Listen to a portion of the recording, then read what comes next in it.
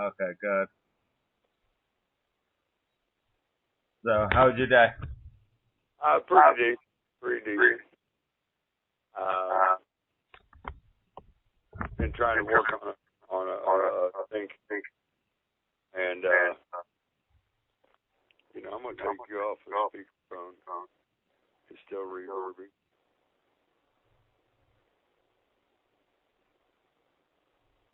Hello. Hello? Yeah. Okay. Does that sound better? Well, how do you want to do this? Well, I guess I'll start it off by introducing you. Everybody, this is Gregg Tharp. He's AFA builder or a folk builder with the AFA.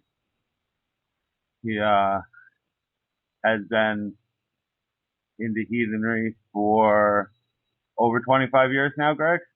Well, right at 25 years, yeah. Okay. Yeah, right at 25. All right, cool. So, well, I guess with that, then I'll just start off with some basic questions, and then we'll get into the hard hitting stuff. What originally brought you to Acid True? Well, actually, I'm of German descent, and when I was growing up, my grandmother used to tell stories and stuff, and of course, as a child, they're just stories. Years later, I met a friend. His name was Larry Scott. He was a really good fellow, and but he wasn't a Christian. And I grew up as a Christian in one form or another. And he started telling me about his belief, and he says it interested me. And at the time, I was studying to be a Christian counselor. And of course, going to school for that, you have to learn about different religions so you know how to deal with them. And I had run on to Odinism, and whenever I met Larry, it was just almost kind of like it was meant to be. And he started telling me, having me read different books and stuff. Started out with the Poetic Edda, and just went from there. And I started seeing these stories that my grandmother told me as a child. And it wasn't long before that where whenever I decided that, I had a, I guess you'd say, a conversation with Tyr, and I realized that I had been following the wrong path for a very long time, looking for the right path. And for the last 25 years, it's been really good to me. I've become a person that I never would have dreamed that I would be. And I know my mother passed away in 2004, and I can sit here and say I know she'd be very, very proud of the man I've become. Well, I'm sorry to hear that about your mother. Well, we all crossed the veil at one point or another. I'm not sorry she's gone. I'm just waiting for the time to meet her. Right on. But anyway, it's something that's permeated most of my life. Even my children. My wife wasn't Acid True whenever I met her, but she was interested and was looking at as well. And she worked very hard to get her hammer. I've got two daughters that are heathens, and I actually have one that's I'm not sure how you describe her other than I believe she's probably a pagan, and she just kind of draws from a little what they call the eclectic.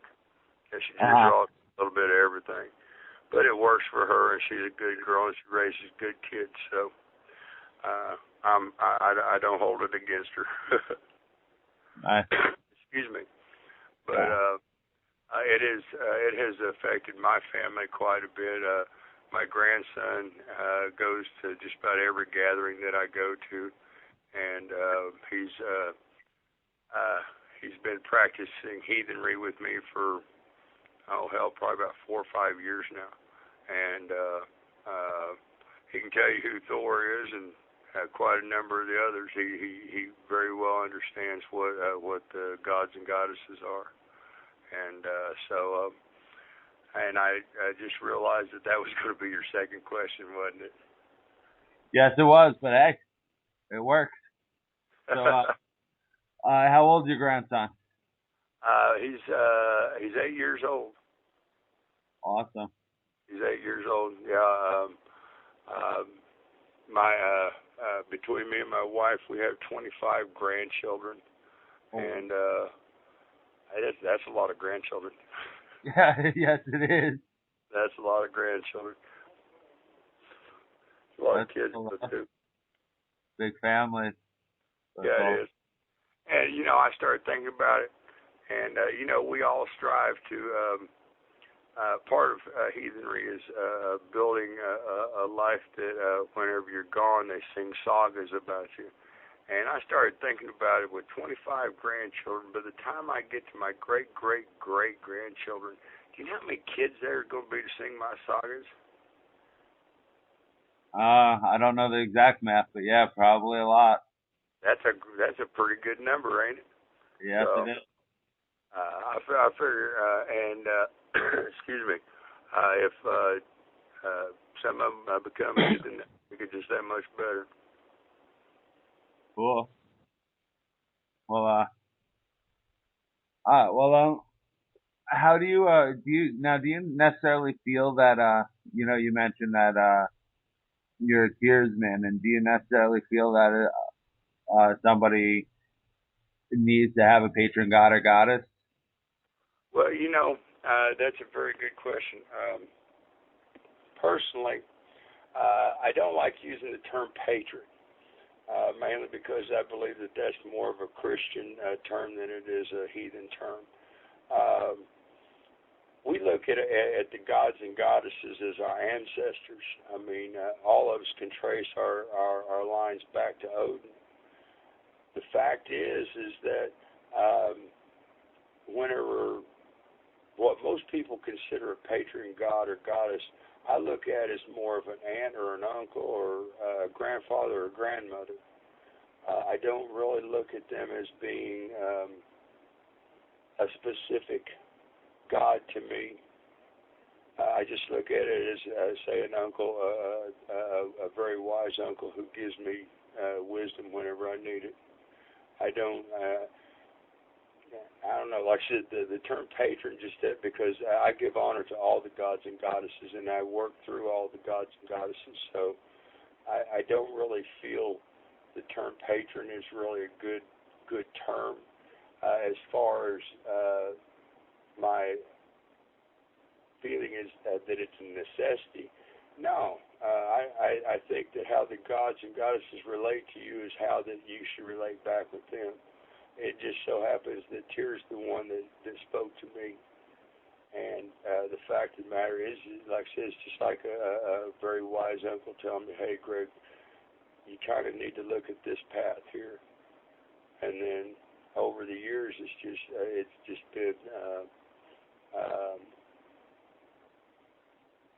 been someone that has given me a wise read. Okay. I follow you. Yeah, I follow you. That makes sense. Now, along with that, though, do you feel that our ancestors particularly favored one god or goddess, particularly over others? And now I understand what you're saying, that the whole pantheon is important, and I agree with you. But like you said, Tyr's the one that talks to you, so is that in a sense like you're saying, like your favorite uncle? Right. Exactly.